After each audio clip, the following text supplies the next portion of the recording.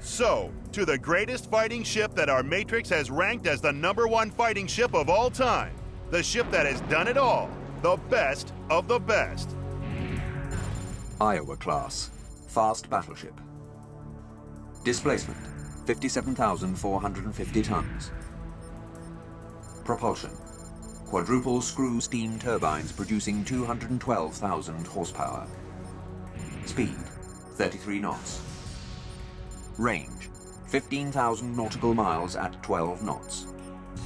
Protection, maximum armor, 18 inches. Principal armament, 9 16-inch guns. Crew, 1,921. On August 27, 1942, the USS Iowa was launched in New York.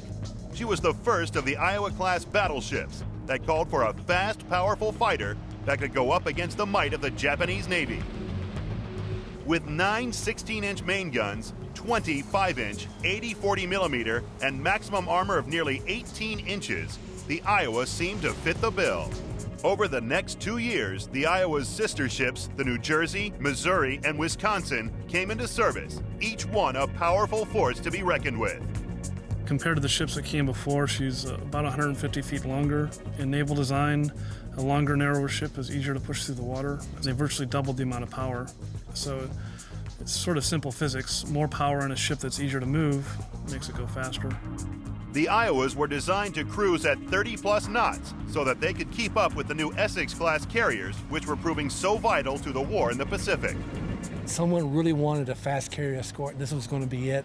It was just lucky that the U.S. Navy happened to have arrived at the right place at the right time, a ship perfectly fitted for carrier escorts. But it was the Iowa's weapons that made them unique. The Mark 7 16-inch guns could fire a 2,700-pound shell up to 43,000 yards, or 24 miles. But this was not an ordinary shell. When you're penetrating armor, there's a thing called frontal density.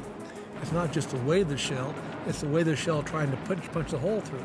Well, the 16-inch 50 heavy shell is almost as good armor penetrator as the Japanese 18.1-inch shell.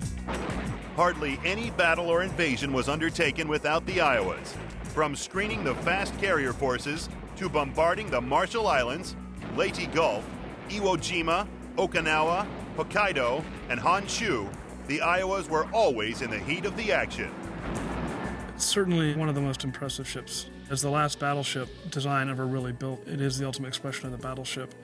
Battleships have a unique ability to create awe, and even if you know nothing about naval ship design or weaponry, you can sense the power that's there on the ship. In August 1945, an Iowa, the USS Missouri, the most powerful ship the U.S. had, was the one that took the official Japanese surrender in Tokyo Bay, a fitting tribute to the fighting ship. But that's not the end of the Iowa's story. Mothballed at the end of World War II, the Iowas were soon recalled for action in the Korean War. Again mothballed, they were once more called for Vietnam, and incredibly, almost 50 years after the first Iowa was launched, they were made ready for the Cold War.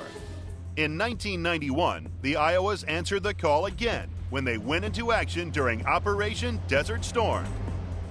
Now modified to carry Tomahawk cruise missiles that gave them a 1,400 nautical mile punch, backed up by 70 nautical mile Harpoon anti-ship missiles and their 16-inch guns. This Second World War warrior had become one of the most powerful ships in the world. Among all the gunships of the world, I think it's a culmination of the breed. And you kept on pulling them back. I mean, it's one of those things where that whenever you had a need, the only thing that would scratch that need was a battleship.